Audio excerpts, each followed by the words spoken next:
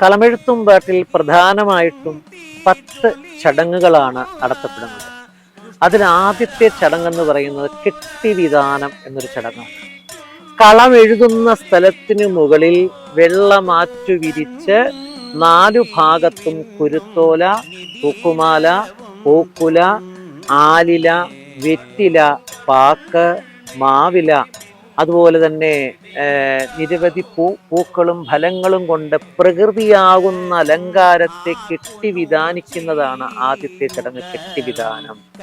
കളമെഴുതുന്ന സ്ഥലത്തിന് മുകളിൽ വെള്ളമാറ്റി വിരിച്ച് നടുവില് അമ്മയുടെ ചേലയാകുന്ന ചുവപ്പ് ആ വസ്ത്രം കൂറയായിട്ട് വിരിക്കുന്നു. കാരണം രൗദ്രഭാവത്തെ എഴുതപ്പെടുന്ന കളത്തിൽ അമ്മയുടെ രൗദ്രമാകുന്ന കണ്ണുകൾ അഗ്നി, ലോകം തന്നെ അഗ്നിക്കിരയാകും എന്നാണ് പറയുക. അതിനെ തടഞ്ഞു നിർത്തുവാൻ സാക്ഷാൽ അമ്മയ്ക്ക് മുകളിലായിട്ട് ദുർഗാദേവിയുടെ സാന്നിധ്യം ആ കൂറയിൽ ഉണ്ടാവുമെന്നും ആ ചേല വിരിക്കുന്ന കയറുകൾ വാസുകി സങ്കല്പത്തിലും 4 തൂണുകളെ ബ്രഹ്മ, വിഷ്ണു, മഹേശ്വരനും 1 നാഗമായിട്ടും കൽപ്പിക്കപ്പെടുന്നു. ആ കെട്ടിവിധാനമാണ് ആദ്യത്തെ ചടങ്ങ്, കളമെഴുത്തി എന്ന് പറയുന്നത്.